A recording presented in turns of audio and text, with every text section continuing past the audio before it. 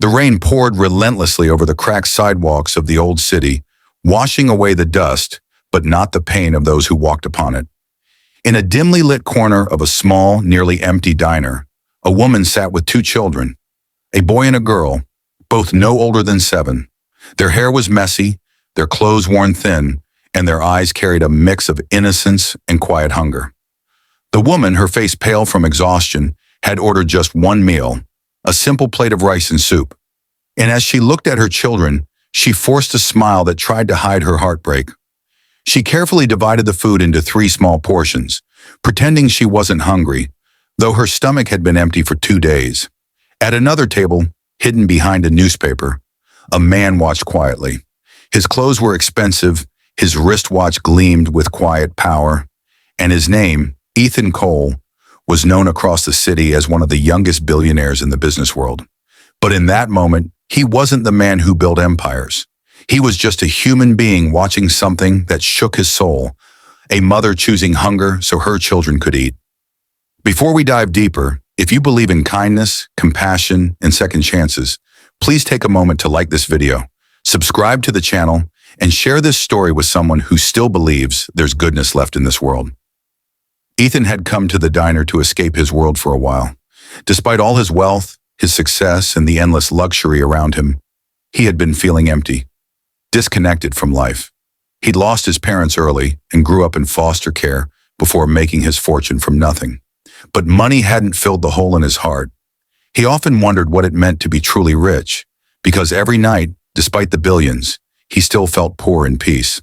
That night, as he watched the woman share one meal among 3, he realized he was looking at something priceless: love, sacrifice, and humanity. Her name was Sarah. She had once been a nurse, married young to a man who promised her a happy life. But when he passed away in a car accident 3 years ago, her world crumbled. She was left with debt, 2 children, and a world that didn't slow down for her pain. Every day she worked double shifts at a laundromat and cleaned offices late into the night. Yet it was never enough. Some days she skipped meals so her kids could have full stomachs. She smiled when her heart wanted to cry. She sang lullabies when all she wanted was to sleep. That night, after she paid the small bill with the last few coins she had, Sarah took her children's hands and stepped out into the cold rain.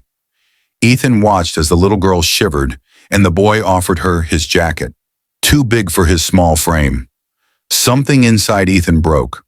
Without thinking, he left his table and followed them outside. They walked toward a bus stop where a broken streetlight flickered like a dying star. The mother wrapped her children close and whispered something softly. Maybe a prayer, maybe a promise. Ethan wanted to speak, but he didn't. He didn't want to frighten them or appear as though he pitied them. Instead, he quietly told his driver to follow the bus they boarded.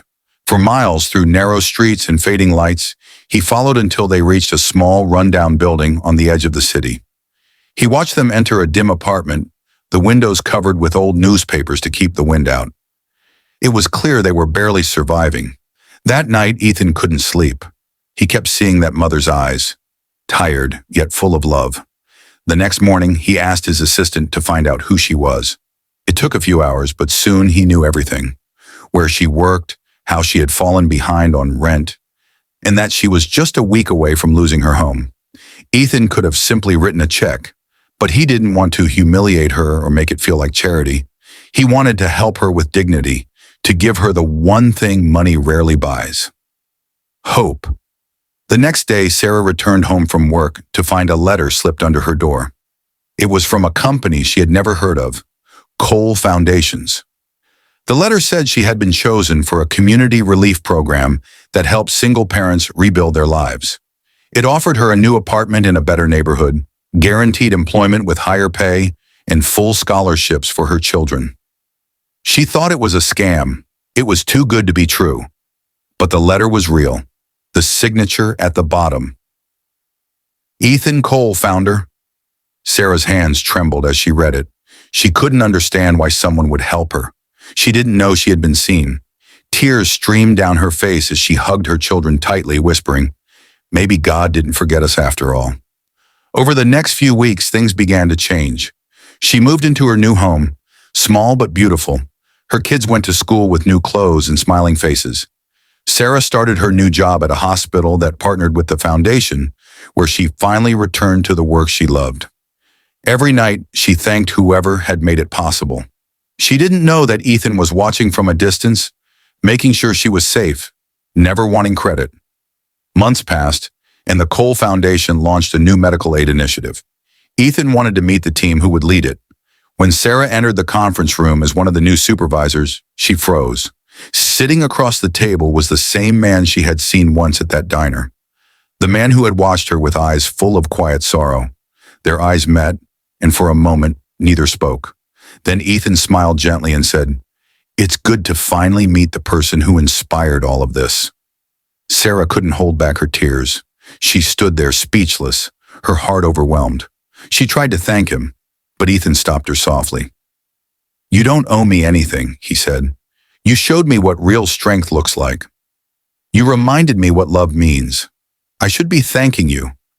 From that day on, their lives became intertwined, not through romance, but through purpose. Sarah became a key part of the foundation, helping hundreds of families who faced the same struggles she once did. Ethan, once lost in wealth and loneliness, found meaning again. He spent less time in boardrooms and more time visiting shelters, orphanages, and hospitals. Together, they built a program that gave second chances to people who had almost given up. The story of the billionaire and the single mother spread quietly across the city.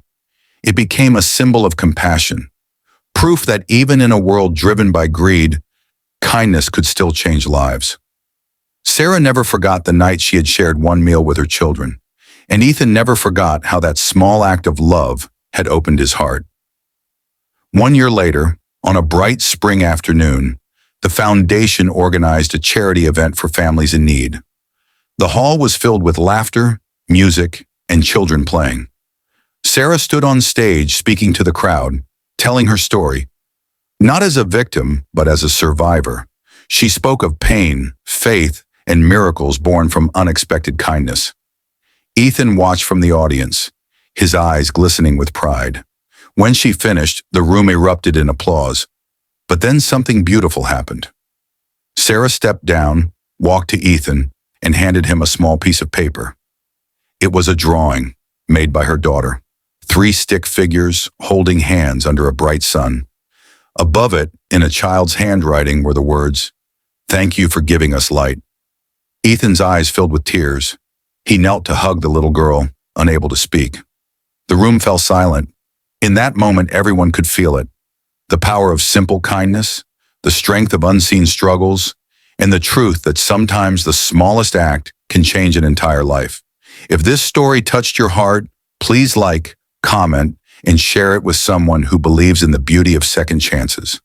Don't forget to subscribe for more stories that remind us what being human really means. Before you go, comment below. What does kindness mean to you? Have you ever helped someone in need or been helped when you least expected it? Your story might inspire someone who needs hope today. As the event ended, Ethan stepped outside and looked at the sunset. The sky glowed with golden light, just like the warmth he felt inside. For the first time in years, he wasn't thinking about profits or losses, but about purpose. He realized something that night. Being rich had nothing to do with money. It was about what you could give, not what you could buy. And somewhere across the city, as laughter filled the air and music played softly, a single mother tucked her children into bed, full, safe, and loved, knowing that sometimes miracles don't come from heaven. They come from people who still care.